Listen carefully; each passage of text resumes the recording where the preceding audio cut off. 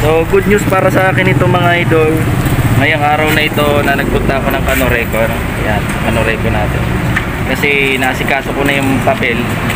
Yung test metering measurement nila ay na considered nga na may problema doon sa metro. No? So imbis na yung bayarin ko mga idol na 9,800 ba ito ay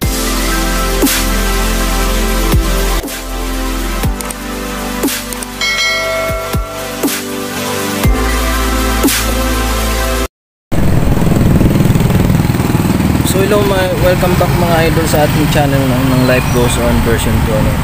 Kung hindi ka pa nakapag-subscribe dito sa aking channel mga idol, ay huwag mo namang kalimutan na i-subscribe, like, share ang ating mga videos. So mga idol, for today's topic nga pala, so yung last natin na vlog, yung tungkol dun sa Canoreco na nagpa-test measure tayo. So dito mga idol, ako'y nagbalik na dito sa ating Canoreco, sa ating ng kuryente, kasi dala-dala ko na yung papel na pinalitan na yung metro. So actually ang recommendation din naman sa akin ng nagtanggal kanina, yung technician, yung gumawa, ay palitan na ang metro, kasi nga nagpa-fluctuate na yung niya, yung basa ng reading. So isipin nyo mga idol, from September, October, ang billing ko lang ay nasa 2+, tapos mga 2-3 siguro yun, tapos October naging 2.8, tapos nung dumating yung November,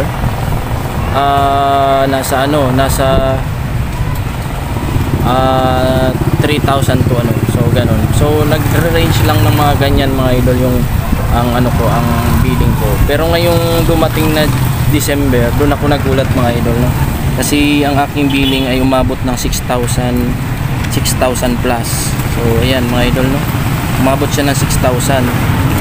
Tapos nung January na, yun ang pinakamasakit sa lahat, yung makita ko yung bill ko ay umabot na siya ng 9,800 almost. So ayan mga idol, dala-dala ko na yung test measure ng Canoreco. Ayan. So i-submit ko na lang daw to mga idol para ma-readjust nila yung yung pag metro nila, kasi actually yan taas talaga.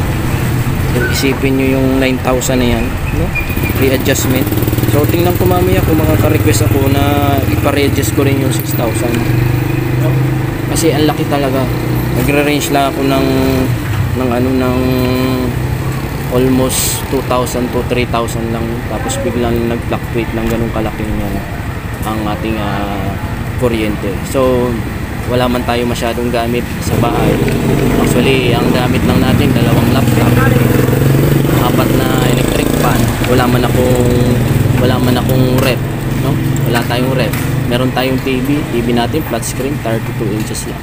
So napaka imposible mga idol na tayo magkabil ng 9,000. So ayan mga idol, 9,000 yan. So ang gagawin natin ay na-contest nga natin ito sa Canoreco at pinalitan nga ng Sapari electric meter. So ayan mga idol, kung kayo yung magkaroon ng mga ganitong issue, huwag niyong kaligtaan mga idol na puntahan ang Canoreco at magpa-test measure, kasi titingnan naman nila yan kung may problema talaga dyan sa kontador or wala. So yan, ganyan lang ang gagawin nyo mga idol, wala tayong gagawin kundi ipasukat. So halimbawa ang kuryente mo ay worth 500 lang, nagre-range ng 1,000, hindi na nataas, at konti lang naman yung gamit, pwede nyo yan ireklamo or i-complain dito sa ating Canoreco. Ganun lang mga idol kadali. Actually ako di ko rin kasi akalain na ganun kalaki ang aking magiging bill, kasi napaka-kaunti lang naman ang aking mga gamit, So 4 na electric fan, 1 TV, washing machine, tapos laptop, 2, cellphone. So sa tinagal-tagal ng taon, sa 1 taon, nagre-range lang ako ng 2,000 hanggang 3,000. Minsan sumusobra 3,500. So hindi na yan umabot ng 4,000. Kaya nga nung ako'y nagkabil mga idol ng 6,000 noong December, ay nagtaka na ako, Tapos nung January, yun pa mas malala, naging 9,000. So ganyan ang ating ginawa ngayon ay pupunta natin itong Canoreco para tayo ay tawag doon, magbayad na. So babayaran natin yung last bill natin. So yung sumunod ng 9,000 na yan, bumagsak, nakita doon sa chart, bumagsak ang ating billing. That means na talaga may problema sa kontador. Naging 2,008. So ngayon, ito yung babayaran ko ngayon, 2,008 na lang, no? So yan mga idol, samahan nyo ako. Puntahan natin ng Canoreco. So ayan mga idol, oh. Pansin nyo, bumagsak ang billing, naging 2,008 na lang, no? So ayan, 2,008. So from 9,000 naging 2,008. Yun ang babayaran natin ngayon. So tara mga idol, let's go, samahan nyo, punta tayo sa loob.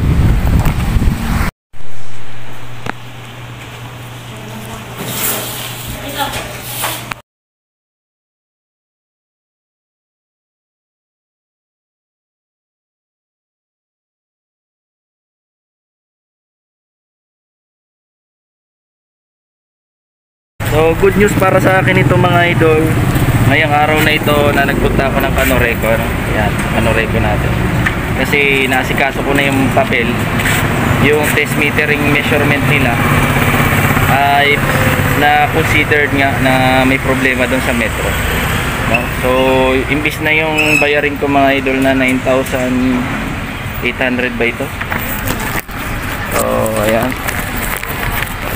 bayarin ko mga idol. Check natin.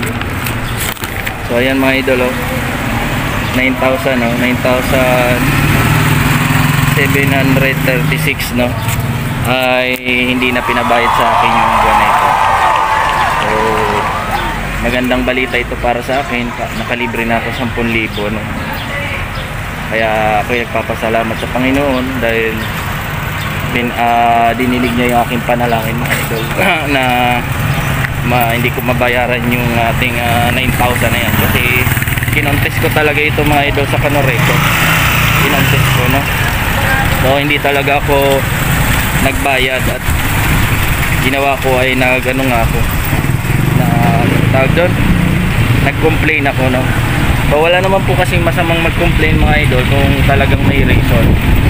So nung nag-test meter naman ng ating doon, nag-test meter yung mismong Canoreco technician, nakita nga nila na may problema yung metro, no? Pa-fluctuate. Isipin yung mga idol,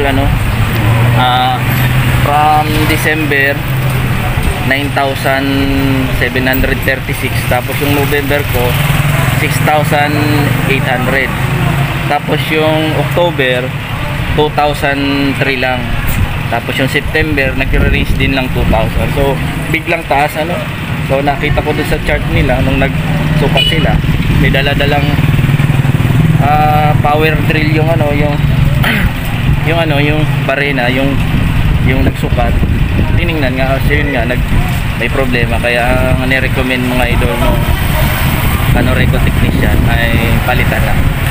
So ayan mga idol, shout out sa ating mga mga followers, subscribers, ating mga kakilala dyan, na pag may problema kayo sa kuryente, pwede kayong magpunta mismo doon sa office nila. Ang office ngayon ng ating main office ng pag ganito may problema sa meter mga idol, sa Itumang Talisay. So puntahan nyo sa Itumang Talisay mga idol. So ayan mga idol, thank you Lord, at kahit pa paano hindi na ako naggastos ng 10,000, no? Sinabayad na lang ako ng 5 pesos, no? Tapos yung bill ko na dumating ngayon na 2,880, yun na yung binayaran ko. So nag-normal na ulit siya sa 2,800. No? So ayan mga idol, salamat sa inyong panonood.